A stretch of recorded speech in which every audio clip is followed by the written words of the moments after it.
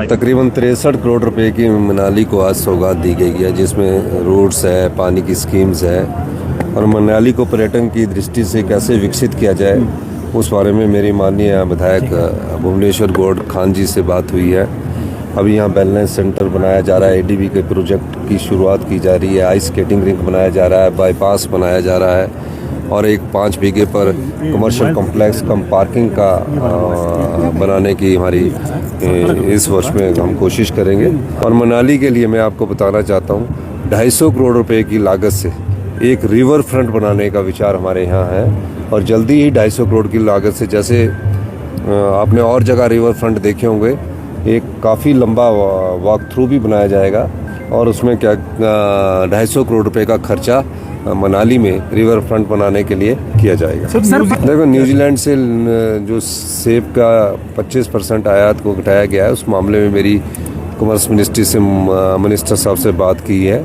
और उस मामले में हमने कहा है कि इससे हिमाचल प्रदेश के बागबानों को नुकसान होगा और निश्चित रूप से उन्होंने हमारी बात को बड़े गौर से सुना है और जल्दी ही हमारा बागबानों का एक दल और हमारे अधिकारी कॉमर्स मिनिस्ट्री में जाएंगे। हरियाणा और पंजाब में ज़्यादा है, इससे इस सेस से कोई ज़्यादा हमारे को फ़ायदा होगा नहीं, लेकिन एक थोड़ा बहुत जो पैसा किट्टी में आएगा उससे हम उन लोगों की सेवा कर सकेंगे जिनको सही मायने में ज़रूरत है। बताना चाहता हूँ, ये जो रेवेन्यू डिपार्टमेंट है, इसमें कुछ समय बाद आपकी रजिस्ट्री घर बैठ के होगी, कुछ समय बाद आपकी रजिस्ट्री घर बैठ के होगी। मैंने दिशा निर्देश दिए हैं, डिप्टी कमिश्नर को पावर दे दी है कि जहाँ भी पटवार सर्कल खाली है वहाँ 40,000 रुपये में पटवारी आप लगा सकते हैं, नायब तहसीलदार 60,000 में लगा सकते हैं, कानून को 50,000 में लगा सकते हैं और तहसीलदार 70,000 रुपये में लगा सकते हैं। कल ही मैंने तहसीलदारों की कई पोस्टें कैबिनेट में स्वीकृत की है और निश्चित रूप से हमने कहा है कि 31 मार्च तक दुरुस्ती के जितने केस है उसको ठीक करना है और उसके अलावा पार्टीशन का जो कानूनी स्वरूप है उसके अनुसार आगे बढ़ना है, म्यूटेशंस ख़त्म करनी है। और इसी के साथ जब हम अभी नया अपना माई डीड जो रजिस्ट्री का हम एक पोर्टल स्टार्ट करेंगे तो इंतकाल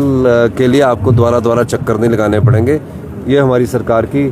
प्राथमिकताओं में है कि रोज़ करैक्टर सर्टिफिकेट के लिए चक्कर ना लगाने पड़े,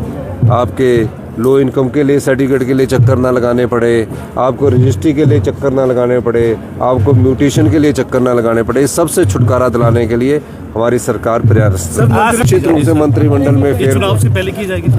निश्चित रूप से चुनावों से पहले ही होगा। निश्चित रूप से मंत्रिमंडल में विस्तार भी किया जाएगा, फेरबदल भी किया जाएगा और आने वाले समय में ये भी देखा जाएगा कि मंत्रियों की परफॉर्मेंस कैसे